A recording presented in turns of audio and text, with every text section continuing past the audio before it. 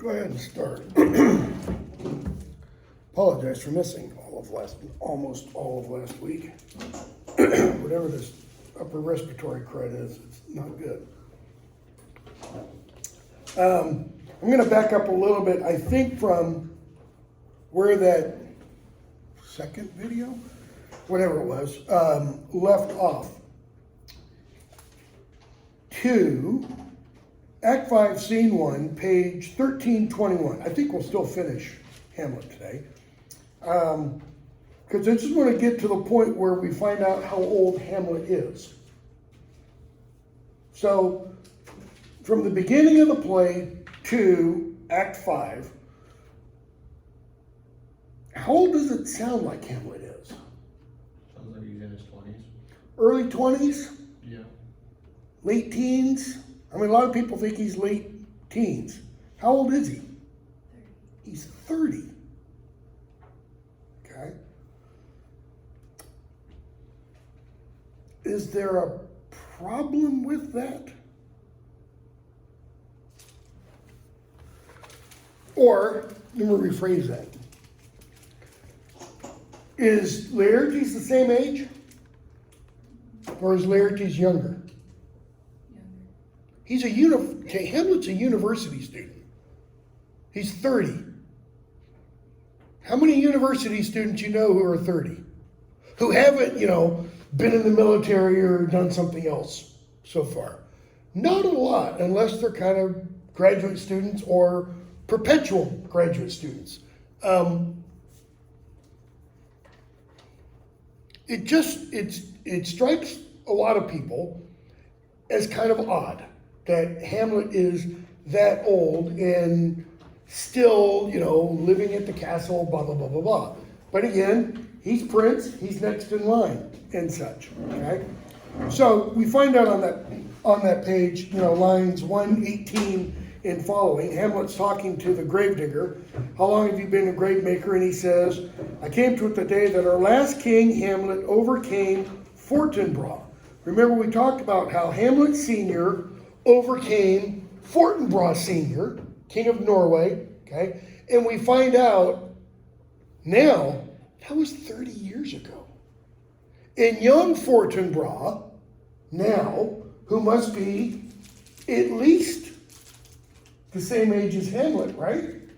Because if his father was king and his father died 30 years ago, he has to be at least the same age. How he's now kind of, wanting to take the reins too and such. Okay? So they talk about Hamlet's madness and such and why he was sent to England, because everybody there is mad. And the sexton, or the clown, finally says, line 138, I have been sexton here, man and boy, 30 years. And he said earlier that he became sexton the same year Hamlet was born. Okay? So, go on a little bit. We get the famous scene where Hamlet picks up, I say it's famous, you may not be familiar with it. It is probably one of the most famous scenes in all of Shakespeare, where Hamlet picks up a skull and kind of delivers what's the phrase? A meditation on death. He holds Yorick's skull, page 1322, and says, Alas, poor Yorick, I knew him, Horatio, a fellow of infinite jest. It's often misused, this passage, to have Hamlet say, Alas, poor Yorick, I knew him well. It's not what he says, okay? Alas, poor Yorick, I knew him, Horatio, a fellow of infinite jest, and he goes on and talks about what Yorick did. Yorick was the previous king's, Hamlet Sr.'s, jester and such, okay? And he moves from Yorick to Alexander the Great. Obviously, a couple thousand years prior, okay? And says, Dost thou think Alexander looked of this fashion in the earth? Even so, that is yes. Phew, and smelled this bad, yeah? To what base uses we may return, Horatio? Base there having two meanings. Our base, the earth, of which we arise, from dust thou art, to dust shalt thou return. God says in Genesis, and to common, low, mean uses. Because what do you use the dirt for? Hamlet goes on and describes stopping a bunghole. A bunghole is the hole that is in a cask, like a cask of beer or a cask of wine. He says Alexander's purpose could be to have been turned into dirt that would be packed to stop a bunghole. Okay? Horatio says that's going a little bit far toward to consider too curiously. Hamlet, no, not a jot. To follow him thither with modesty enough and likelihood to lead it, as thus. Alexander died, Alexander was buried, Alexander returns to dust, the dust is earth, of earth we make loam, that is clay, and why of that loam whereto he was converted might they not stop a beer barrel? Where have we seen this kind of thinking by Hamlet earlier? When he's talking to the king about Polonius, and he says, or he's talking to the king about how the king may go a progress through the guts of a beggar. You take a fish, you take a worm, that worm may have eaten of a king, you use the worm to bait a hook, the fish eats the bait, you catch the fish, you eat the fish goes through your guts. It's the same idea Hamlet is dealing with. Okay? So he goes on and he talks about Caesar, etc., etc. Why is he in this frame of mind? Well, he's in a graveyard. And he's talked about what is the end of humanity. It's when Hamlet says, turn page, back in Act 4, that the grave is the end. Death is the end. The table for worms. All right? When he's talking about Polonius' death. So, Hamlet sees the queen and all the others come in. And he's like, who are they here for? There's Laertes. And we hear Laertes, and Laertes is talking with the priest. And the priest is telling Laertes what kind of burial Ophelia will receive, page 1323. Her obsequies, that is kind of the rites and the lamentations for her death, have been as far enlarged as we have warranty. We've pushed the envelope in terms of the prayers that we can offer for her, is what the priest means. Her death was doubtful, that is, we don't know if she committed suicide or if she died by accident.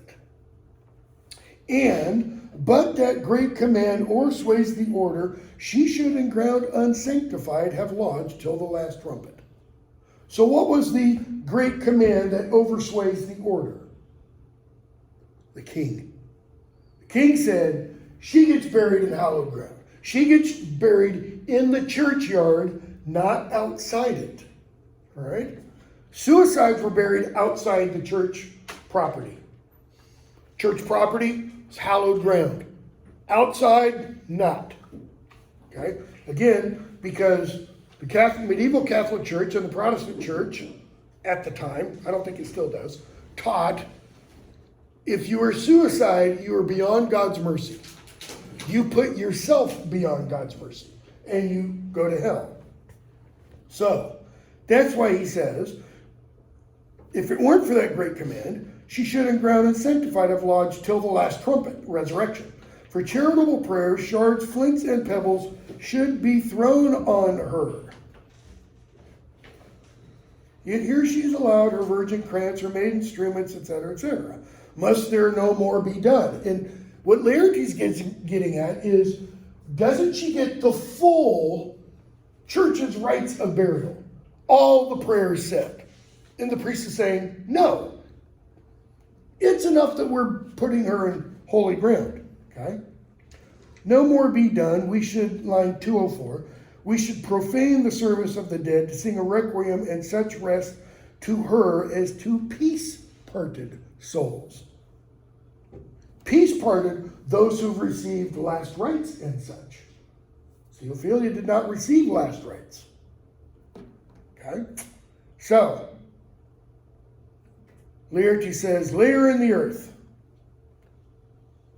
I tell thee, churlish priest, the ministering angel shall my sister be when thou liest howling.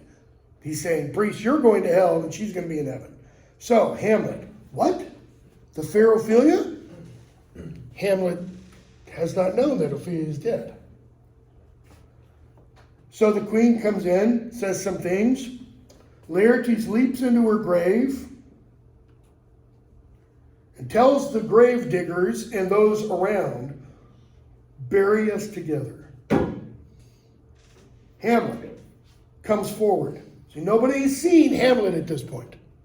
If we have the stage like this, you know, and the doorway, one doorway is here and another doorway is here, it's like Hamlet and the gravediggers are here, everybody else comes out this way carrying Ophelia, and that's when Hamlet realizes, okay, they come in, and Hamlet says, 2:22 or so, what is he whose grief bears such an emphasis, whose phrase of sorrow conjures the wandering stars, and makes them stand like wonder-wounded hearers?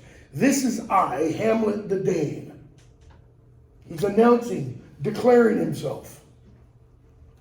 Who, at this point, knows that Hamlet is back in Denmark, just before Hamlet says these lines. Who are the only people who know? Hamlet, obviously, Horatio, the king. It's implied the queen in Laertes. Okay? So, Hamlet leaps into the grave. Why? What is Hamlet showing to us by leaping into the grave? He truly loved her. He really did love Ophelia. Okay? It wasn't an act, and it wasn't just to get in her bed. Laertes, the devil take thy soul, as he grabs Hamlet around the throat. Hamlet, thou prayest not well. I prithee, take thy fingers from my throat. In other words, that's not a nice thing to pray, that the devil, take your soul. For though I am not splenitive and rash, yet I have in me something dangerous, which let thy wisdom fear. Hold off thy hand. What is it that Hamlet has in him that is something dangerous? He says he's not splenitive and rash, and you've got a gloss for splenitive, quick-tempered. Who have we seen is quick-tempered? Laertes. He's ready to kill the king when he arrives. King's, I didn't do it. Gertrude, he didn't do it. Okay? Hamlet is saying, I don't act rashly. Because if he had, the play wouldn't be a 5-act play, right? It'd be over at the end of Act 1 when he finds out from the ghost. So, they're separated. And Hamlet says, I will fight with him, kind of pointing at Laertes, upon this theme until my eyelids will no longer wag. Okay? That is, move. He doesn't mean moving as in blinking rapidly. He means, I will fight him on this theme to the death. What's the theme? Because Gertrude doesn't have a clue. What theme? I loved Ophelia. What did Gertrude tell Ophelia, if you remember, before the to be or not to be speech? Remember, the king tells Gertrude, leave us. Polonius and I are going to spy on Hamlet and Ophelia. And the queen says to Ophelia, I hope it really is for love that Hamlet is the way he is. Maybe you can bring him back. And she kind of implies, and maybe even get married. Okay? I loved Ophelia. 40,000 brothers could not, with all their quantity of love, make up my sum. And that's because Hamlet's not talking filial love, brotherly love. He's talking romantic, erotic love. What wilt thou do for her? Okay, I'm willing to die for her, Laertes. What are you willing to do? The king, he's mad, Laertes. In other words, back up. Okay? Back up for just a minute. When Hamlet says, I have in me something dangerous, so it's not only his love for Ophelia, what else is it? What have we heard Hamlet say several times throughout the play? From right after he talks to the ghost, really almost up to this point. He says several times, down, down. He's pushing the anger, the hatred, the passion inside him down. We already know his globe, his mind is a little distracted. Okay? That's, I think, partly what he's talking about. If he loses control, all bets are off. All right?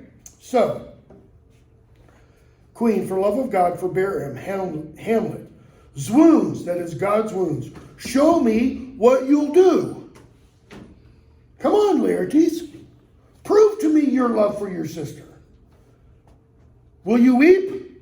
Will you fight? Will you fast? Will you tear yourself? Will you drink up Isel, eat a crocodile? I'll do it all. Dost thou come here to whine? To outface me with leaping in her grave? Be buried quick with her? So will I. Let him throw mountains of dirt, he says, on us. Acres, millions of acres. Till our ground, singeing his pate against the burning zone, make Asa like a ward. Nay, in thou mouth I'll rant as thou. I will match everything you will say and or do to demonstrate your love for Ophelia. Okay? So, the queen says, this is mere madness. Is it? Or is this another kind of madness? Is this madness for love? Is Hamlet here kind of crazy because the love of his life has now died? Is this love sickness taken to its nth degree, in other words? Okay? So the queen says, this is mere madness. The fit's going to work on him for a while. In other words, he'll calm down after a bit. And Hamlet says, hear you, sir, talking to Laertes. What is the reason that you use me thus? I loved you ever. Laertes, he's saying, we were friends. But it is no matter. Let Hercules himself do what he may. The cat will mew and dog will have his day. See, I think Hamlet at this point, he sees everybody around him, and he already kind of knows what's going to happen. I don't mean he knows about the sword fighting, the foil match, the fencing match, okay? But he knows the clock is ticking. Time's running down. So, the king asks Horatio to wait upon Hamlet. Okay? He tells Laertes, strengthen your patience in our last night's speech. What does that mean? Their speech the last night was about what? We will contrive a fencing match, and I will poison Hamlet. And Laertes says, and I have some poison, and I'll put poison on my foil so that no matter what, Hamlet will die. So he's saying, make your patience strong. Don't worry, we're going to bring about Hamlet's end. Just hold on a little bit longer. Okay? Scene 2. A hall in the castle. So, Hamlet and Horatio are talking, and Hamlet says, line 6, rashly, and praise be rashness for it, let us know, our indiscretion sometime serves us well, when our deep plots do pall. Our indiscretion, our lack of thought, lack of careful planning, lack of plotting, he says, sometimes serves us well when our deep plots do pall. Line 9. When they fail. Right? And that should learn us. That is, when our plots fail and our rash actions bring things about, that should teach us. Teach us what? There's a divinity that shapes our ends, rough hew them how we will.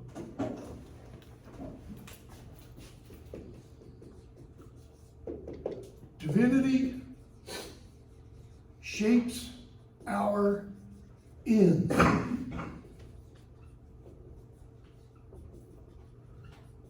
I don't think it was this class, might have been this class, or my second class on Monday.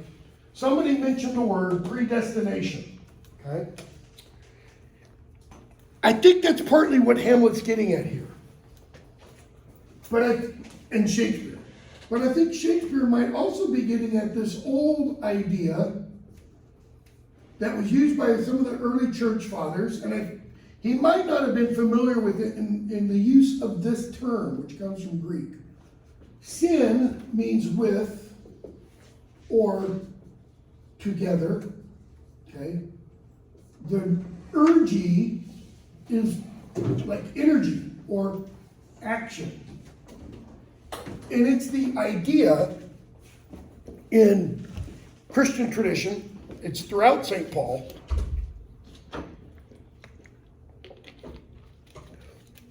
it's the idea that God's actions, operate in one way, and human actions operate in another way. Okay? And it's this notion that at times they act together. With God knowing what the human actions are going to be, but the human actions not having any clue what God's doing. Okay? And that's kind of what Hamlet's discussing there. Notice, there's a divinity that shapes our ends. The ends meaning both the purposes and the consummation, the conclusion. Rough hew them as we will. Well, rough hewing and shaping are the same thing. Rough hewing is a term from carpentry. You get a log and you get a big broadaxe and you roughly shape it. Okay? But what Hamlet's talking about is how we shape or rough hew our lives. That is, we give our own lives direction. What we don't understand is what the direction is aiming towards, its final destination. That's what divinity does. God. How? By opening and closing doors, for example. By removing choices and creating choices. Okay? Horatio, that's most certain. Okay? That's most certain. That is, we do things in, let's not use the word divinity. Let's use another word. Fate. Chance. Fortune intervenes. Okay? So, Hamlet's talking about what though? It's like when he and Horatio come in, they're already talking as they walk on the stage. What are they talking about? How did Hamlet get back? How did he get away from Rosencrantz and Guildenstern? That's what he's talking about. So how did divinity shape the end that Hamlet rough-hewed? Well, why was he on the boat in the first place? Claudius was sending him to England for what? Two purposes. Ostensibly, receive the tribute. The real reason, to be executed. Okay? So that's the kind of larger reason Hamlet rough-hews that for himself. How?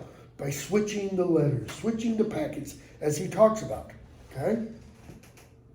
So Hamlet shows Horatio the commission, the letter that he switched, okay, with his own letter to the King of England.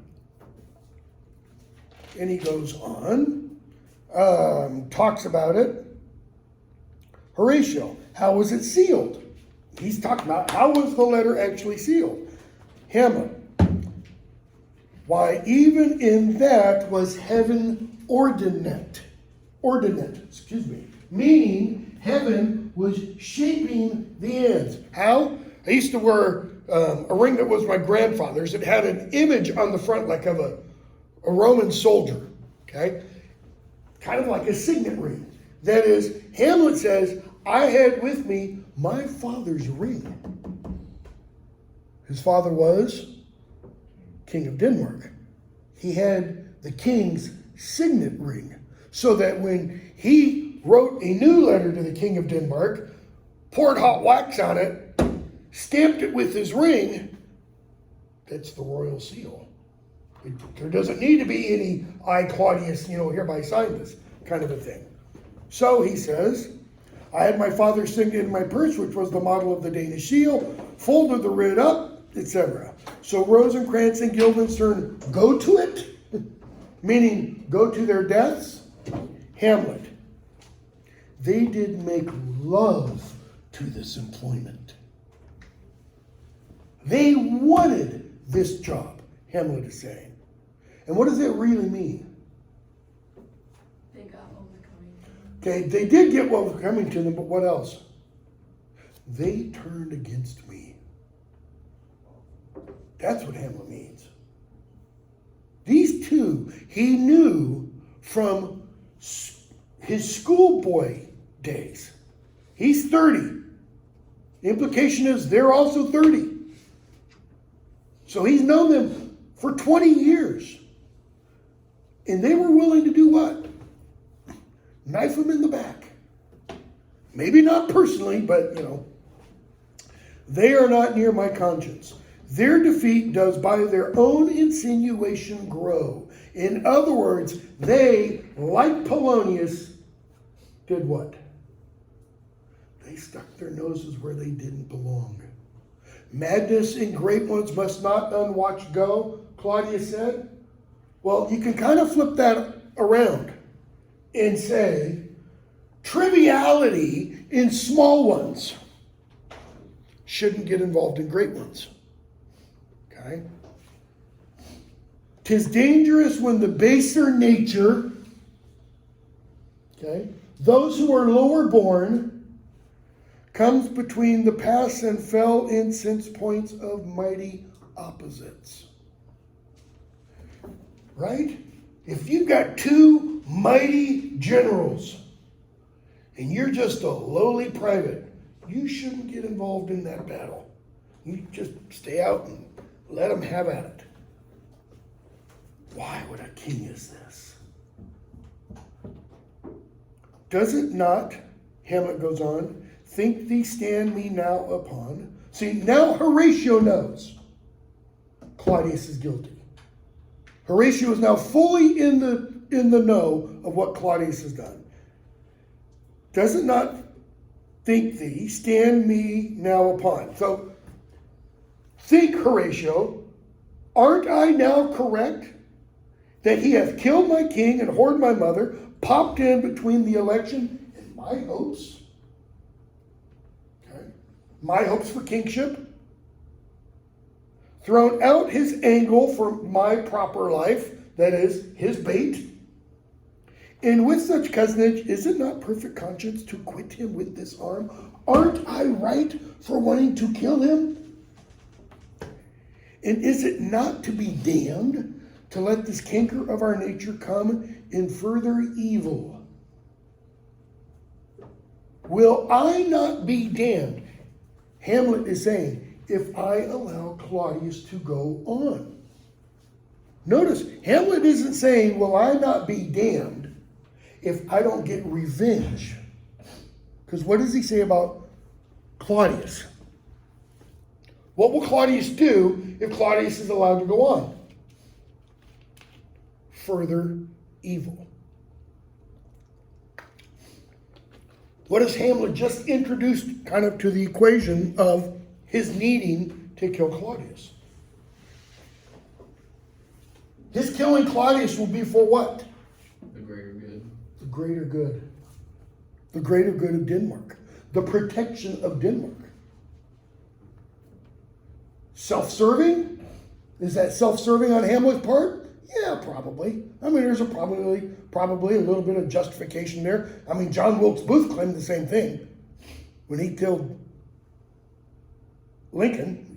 He said in Latin, I don't remember the exact Latin, but it was, kind of like, thus all tyrants. This is what all tyrants deserve, death, okay? So, Horatio, King's gonna know shortly what happened. Hamlet. Yeah, it'll be short. That is, probably not much time. The interim is mine. The interim, that literally means the between times. So from now to when the king knows that, I own that time. That's the time for me to act. In a man's life, no more than to say one. That is, a man's life can be ended in as much time as it takes to say one. Okay? But I'm sorry, Horatio, that to Laertes I forgot myself. What does that mean? To Laertes I forgot myself. What has Hamlet just told us about what he did and said while in the grave with Laertes? What happens if you forget yourself? What does he mean by that? You do something out of character. He wasn't himself. He was full of passion. A crime of passion is not the same as premeditated murder. A crime of passion, a murder of passion, is not judged as harshly as premeditated murder. Okay? Hamlet is saying, I wasn't myself when I was in the grave. So if he wasn't himself, what was he? Mad? Crazy for love, as Polonius would probably put it? For by the image of my cause I see the portraiture of his. Hamlet is saying, I get Laertes. What's he want? Revenge. His father's dead too, by my hand. He wants vengeance on me. I'll court his favors. I'll make it up to him. I'll try to calm him down. But sure, the bravery of his grief did put me into a towering passion. And there again, an overwhelming, that's what towering means by. The passion rose from down here. The passions arise or sit in the belly and the chest. He's saying that passion towered up and it overtook his reason. Okay? So, Osric, a courtier, comes in. And he and Horatio and Osric go back and forth, okay, which we're going to skip most of.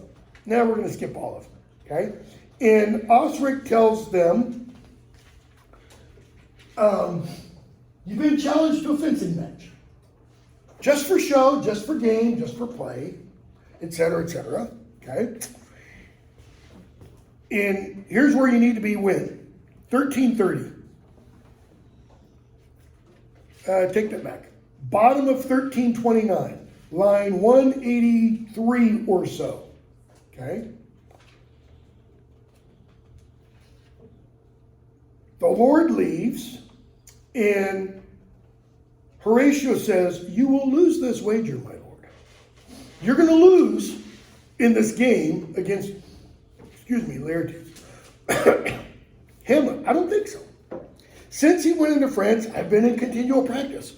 I've been working at fencing. I shall win at the odds. But thou wouldst not think how ill all's here about my heart. But it is no matter. So what does he mean? I shall win at the odds. He's kind of saying like bettors. The bettors will give the greater odds to Laertes that he's going to win. Hamlet's saying, I'm not going to win outright. I'm going to win simply by beating the odds. Okay? That's all I got to do. If the odds are 30 to 1, Hamlet says, I'm going to win by like 20 to 1. Okay? So, the rest of that little speech, line 185 and following. But thou wouldst not think how ill all's here about my heart. But it's no matter. Hamlet has just told us something's not sitting right. He's got a bad feeling. His gut's telling him, don't do this. Horatio, nay, good, my lord. It's but foolery. It's such a kind of gain giving as would perhaps trouble a woman. He's saying it's butterflies, nothing else. Horatio, if your mind dislike anything, obey it. If your mind is telling you, don't do this, listen to your reason. I will forestall their repair hither and say you're not fit. I'll tell them you're not well. Hamlet, no. Not a whit, we defy augury. We defy, what is augury?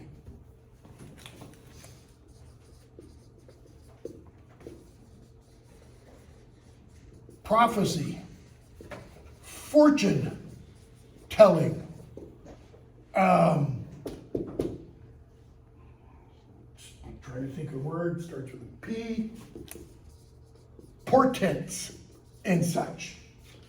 We defy. He's saying, F you.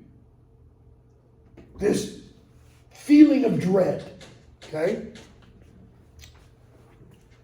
Why? There's a special providence in the fall of a sparrow. Go back to the Gospels. Jesus tells the disciples, God loves the sparrows very much. He knows when a sparrow falls. Even the hairs on your head are counted. Okay? How much more are you worth than a sparrow? Okay? So, there's a special providence in the fall of a sparrow. God even knows when a sparrow falls dead from the sky. So that's one kind of providence. If it be now, 'tis not to come. What is the it? Well, the fall of a sparrow. But what is the fall of the sparrow? An image for or of death. Death. If it, death, be now, 'tis not to come. If my death is in the next 5 minutes, then it's not 5 years from now. That's what Hamlet's getting at. If it be not to come, if it's not going to be 5 years from now, it will be now. Or if it's not in the future, it'll be today. If it be not now, yet it will come. Right? Because everyone who breathes dies. The readiness is all. What's his point about the readiness is all? Your gloss tells you all that matters. That's one meaning of it. It's also the readiness is everything. The readiness for what? Death. When? At every moment. At every breath. Any one of us. Me, much more likely than for you guys. For the example I'm going to use. Any one of us could drop dead of a heart attack, literally. Any one of us could have a massive stroke. It happens every day to people in their 20s as well as people in their 60s. You don't know when it's going to happen because with a stroke, there usually aren't any indications. It's just boom. That's Hamlet's point. You have to be prepared all the time. Whatever that means in terms of being prepared. The readiness is all, since no man of aught he leaves knows, what is it to leave betimes? That is, since no man knows nothing of when he leaves, what is it to leave any time? So again, I've got gotta be prepared to walk out that door and not knowing what's there. Or to get in my car, et cetera, et cetera. So, the table's prepared, everybody comes in, and Hamlet goes to Laertes. The king says, "Come, Hamlet, come, take this hand from me." And so Hamlet and Laertes clasp hands. And Hamlet says, "Give me your pardon, sir. I have done you wrong. But pardon it as you are a gentleman." See, gentlemen are to forgive when forgiveness is sought or asked. Okay? This presence, the people here, but he means more specifically the king and queen, this presence knows, and you must needs have heard, how I am punished with the sore distraction. Something is preoccupying, weighing upon my mind. What I have done, that might your nature honor and exception roughly wake, I here proclaim was madness. What I have done, what's he talking about? I think there's two things. Killing Polonius, that one lies farther back. More immediately, in the grave. It's these two things that he's talking about. Okay? Was it Hamlet wrong, Laertes? Never Hamlet. That is, I, Hamlet, would never wrong you. Then Hamlet does it not. Hamlet denies it. Who does it then? His madness. If it be so, Hamlet is of the faction that is wrong. Take my argument for a minute, Laertes. If I am right, then guess what? I am as wrong as you are. Because I, Hamlet, did not intend to kill your father. Oh, and by the way, the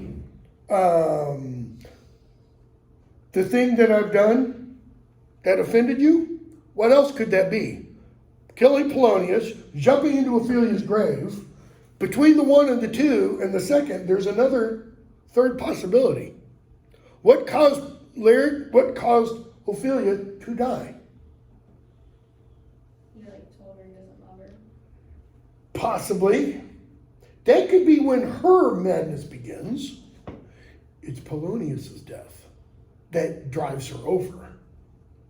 Okay, so I think she's on the road to madness, and when Polonius dies, she's gone. Okay? So, he says, Hamlet is of the faction that is wronged. His madness is poor Hamlet's enemy. In this audience, let my disclaiming from a purposed evil free me so far in your most generous thoughts that I have shot mine error over the house and hurt my brother. He's just called Laertes, his brother. Okay? And he said, I never intended to kill your father. Right? What did he tell us right after? Is it the king? I took you for your better. If Hamlet had known it was Polonius, speculation, would he have killed him? Probably not. Yeah, I don't think so. Polonius was entirely accidental. Again, wrong place, wrong time. Okay? So, Laertes, I am satisfied in nature. Look at your clause. Personally, I'm satisfied. But his honor must be satisfied by the rules of the code of honor. Why was young Fortinbras marching with 20,000 men into Poland? For honor. And Hamlet said, these men will die for a trifle of honor. Because when honor's at stake, you got to roll the dice. You got to do everything to defend honor. So, Laertes has just said, as far as my nature, the fact that I am the son of Polonius, that's answered. But you still gotta pay the honors due, as it were. All right? Hamlet, I embrace it freely. He says, so I'll play your game. Come on, bring on the foils. Okay? So they get ready to play. And the king says, here's 2 stoups of wine. One for you, Hamlet, one for you, Laertes. Okay? He says, if Hamlet give the first or second hit, let all the battlements fire off their cannons, etc., etc. And he says, I'm going to put an onion, meaning a jewel, in the stoup of wine for Hamlet, etc. Okay? So, they get into position. They start to fight, parry and such. And Hamlet gets a hit. And all that means is the tip touches Laertes. I think it's got to be essentially from the waist to the shoulders. You know, you can't slap somebody on the leg. It's got to be a point, okay? And it's got to be within the main part of the body. So the king says, stay, give me drink. Hamlet, this pearl is thine. And he puts something in the wine. Okay? Poison, but it doesn't look like poison, obviously. And Hamlet says, no, I'm not thirsty yet. And there's another hit. Okay? Hamlet's now winning. It takes 3 hits to win in a fencing match. Okay? So, the queen says, oh, I'm thirsty. And she goes and reaches for the drink and takes a sip. The king tells her not to. And the king tells the audience, it's the poisoned cup. She didn't drink from the other one. And she asks Hamlet to come so that she can wipe her face. He says, no, I'm not ready for it. And Laertes says, my lord, I'll hit him now. King, I do not think it. In other words, the king is saying, I think Hamlet's going to win this one. Laertes, and yet 'tis almost against my conscience. Why? How has Hamlet acted towards Laertes in this scene? Fully honorably. And Laertes realizes he's acting how against Hamlet. If you win by cheating, is it the same? No, it's not. Okay? Back when I played soccer in college, I hated it when our coach would, talk to us about, because I didn't like doing it, about tactical fouls. Tactical fouls, if somebody's got a breakaway and they're going to the goal, take them down. If you can't get the ball, take them down. Yeah, it's cause for a red card, but you stop the goal. They'll be up one player, but you stop the goal, okay? Or other kinds of fouls. So, Hamlet and Laertes go on. They scuffle. Laertes wounds Hamlet. They exchange rapiers accidentally. They drop them. Hamlet picks up Laertes. The queen, Hamlet wounds Laertes. The queen falls. And they think it's because she saw Hamlet get stabbed. Okay? Horatio, wait, they're both bleeding. See, neither of them should be bleeding at all. Because both tips are supposed to be baited. All right? And Osric asks Laertes, how is it, Laertes? Why, as a woodcock to mine own spring, Osric. In other words, caught by my own trap. Or, to use Hamlet's language to Laertes, talking about Rosencrantz and Guildenstern, Hamlet's language to Gertrude, talking about Rosencrantz and Guildenstern, hoist by their own petards. Laertes gets stung by his own bite, as it were. I am justly killed with mine own treachery. Hamlet asks how the queen is. The king, well, she faints to see you bleed. Laertes, not true. The queen says, I am poisoned. Hamlet, villainy, treachery, let the door be locked. Nobody's leaving this room. And Laertes says, treachery, villainy, it's here, Hamlet. Hamlet, thou art slain. No medicine in the world can do thee good. Indeed, there is not half an hour of life. The treacherous instrument is in thy hand, unbaited and envenomed. The foul practice hath turned itself on me. Lo, here I lie, never to rise again. Thy mother's poison, I can no more. That is, I can't do anything else. The king's to blame. Hamlet. And the point venomed, and so he stabs the king. And then Hamlet grabs the poison and makes him drink his own poison.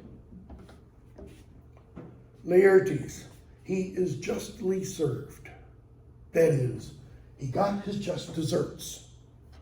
It is a poison tempered by himself. Exchange forgiveness with me, noble Hamlet. Mine and my father's death come not upon thee, nor thine on me. Why does Laertes do that?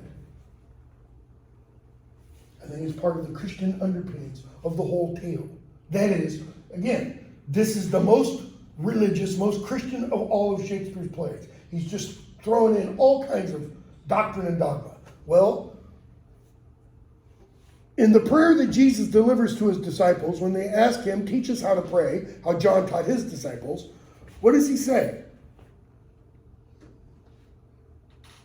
I'm not going to recite the prayer, but what is one of the petitions in the prayer?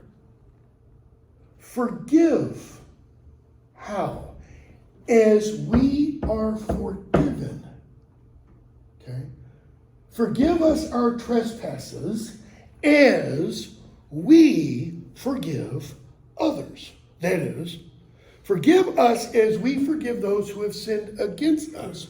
And in other parts of the Gospels, Jesus says, if you don't forgive others their sins will not be forgiven. And if you don't forgive others their sins, more importantly, your sins will not be forgiven. So Laertes says, Hamlet, I forgive you for my death and my father's death.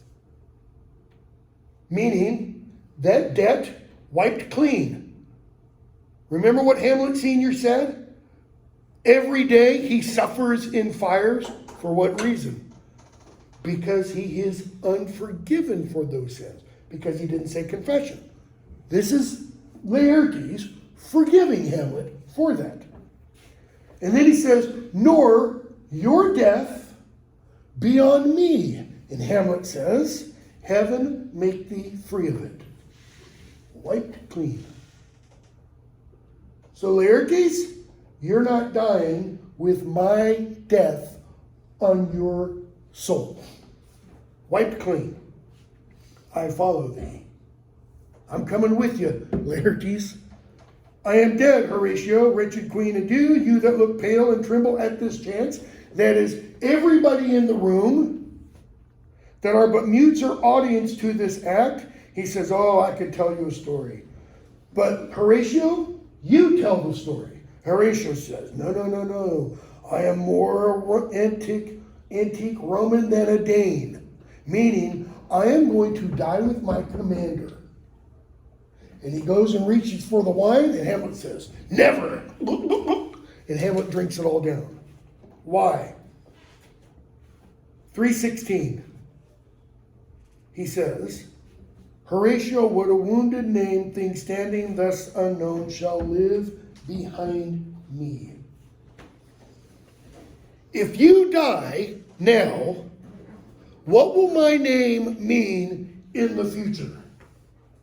Hamlet, killer of the king, killer of Laertes, killer of Polonius. He says, no. If thou didst ever hold me in thy heart, absent thee from felicity a while, that is, don't die yet. Remember the end of Sophocles, end of Oedipus the king? Count no man happy or blessed until he is dead, free of pain at last. That's felicity. So he says, absent yourself from felicity, heaven for a while, and in this harsh world, draw thy breath in pain to tell my story. Why? If he dies now, nobody outside this room will believe the truth. You have to be the one to go tell everybody. So, last words. Who does Hamlet say should be king after him? He's the last of the line. Young Fortinbras of Norway. He says, my election, or he says, I foresee the election will go to him. Germanic fashion, there is an election. It's an election of electors. That's how the founders got the idea of the electoral college. Okay? Usually the electors rubber stamped the next person in line. Well, there's not a next person in line. So he says, young Fortinbras should be it. All right? And then Horatio's last speech,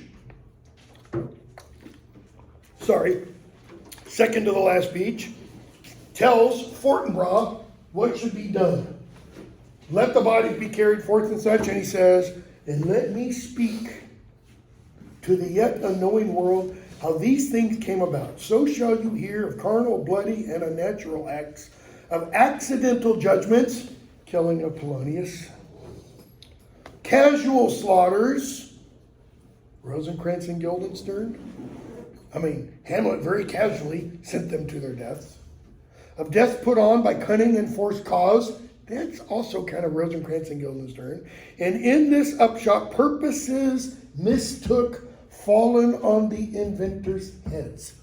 That's the hoist with their own petard.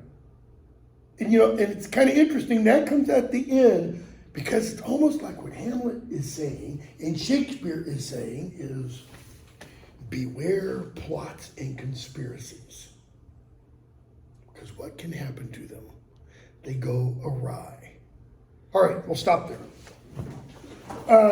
For Wednesday, just the reading, poetry, all those sections and stuff. Quiz is up for Hamlet. I'll put the drama quiz up today. It won't be due for like a week. Give you plenty of time to review material and stuff like that. Thanks, you too.